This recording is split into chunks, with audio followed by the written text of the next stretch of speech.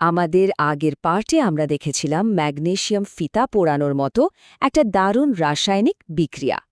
কিন্তু ভাবুন তো, বিজ্ঞানীরা এত বড় একটা ঘটনাকে কিভাবে ছোট আর সহজ করে লেখেন।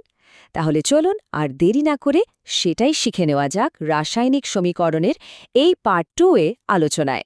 মনে আছে তো, ম্যাগনেসিয়াম ফেতাটা যখন পুড়েছিল তখন কিন্তু ওটা ছাই হয়ে যায়নি, বরং ম্যাগনেসিয়াম অক্সাইড নামে একদম নতুন একটা সাদা গুঁড়ো পদার্থে পরিণত হয়েছিল। আর এটাই তো একটা কেমিক্যাল চেঞ্জ, তাই না? কিন্তু ভাবুন তো, বিজ্ঞানীরা কি প্রত্যেকবার এত লম্বা করে একটা ঘটনাকে লিখতে বসবেন?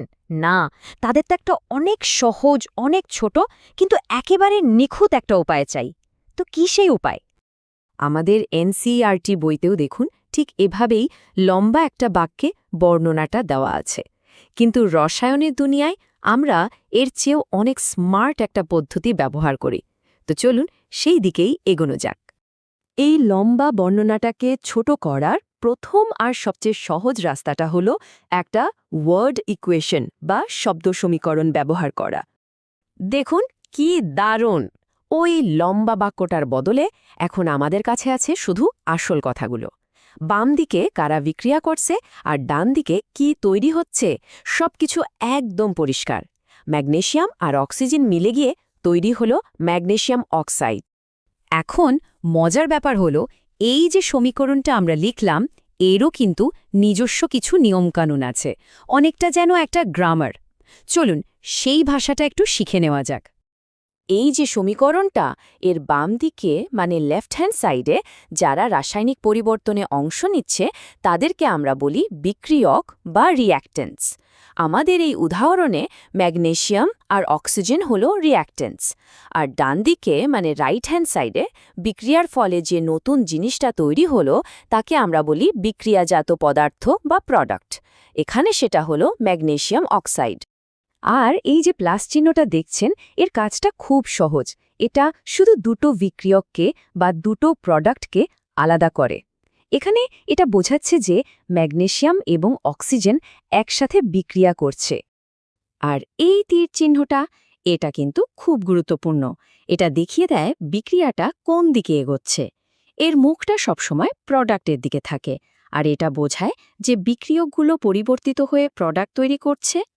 তো শব্দ সমীকরণ তো বেশ ভালো একটা স্টেপ, কিন্তু সারা পৃথিবীর বিজ্ঞানীরা যাতে একই ভাষায় কথা বলতে পারেন তার জন্য এর চেয়েও ছোট আর ইউনিভার্সাল একটা পদ্ধতি দরকার। হ্যাঁ, একদম। আমরা তো আগেই কেমিক্যাল ফর্মুলা বা রাসায়নিক সংকেত ব্যবহার করতে শিখেছি, তাই না? যেমন আমরা জলের জন্য লিখি H2O, ঠিক সেভাবেই এখানেও আমরা শব্দের বদলে ফর্মুলা ব্যবহার করতে পারি। আর যখনই আমরা শব্দের বদলে এই কেমিক্যাল ফর্মুলা ব্যবহার করে কোনো সমীকরণ লিখি তখন সেটাকে বলা হয় স্কেলেটাল কেমিক্যাল ইকুয়েশন, বা বলতে পারেন কঙ্কাল রাসায়নিক সমীকরণ। এটা আসলে বিক্রিয়াটার একটা বেসিক স্ট্রাকচার বা কাঠামো। এবার পার্থক্যটা দেখুন, আমাদের আগের ওয়ার্ড ইকুয়েশনটা এখন কত ছোট আর স্মার্ট হয়ে গেছে। ম্যাগনেসিয়ামের জন্য Mg, অক্সিজেনের জন্য O2 আর ম্যাগনেসিয়াম অক্সাইডের জন্য MgO।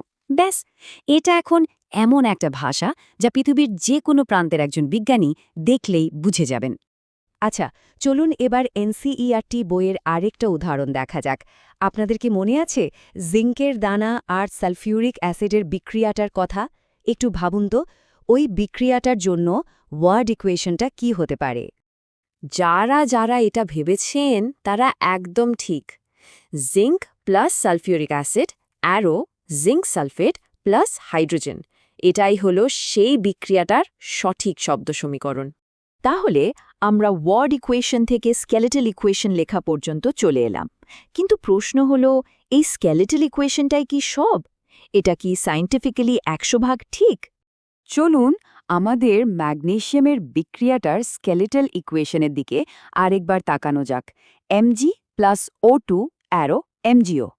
এই সমীকরণটা আমাদের ঠিকই বলছে যে কি কি জিনিস বিক্রিয়া করছে আর কি তৈরি হচ্ছে, কিন্তু এটা কি বৈজ্ঞানিকভাবে সম্পূর্ণ?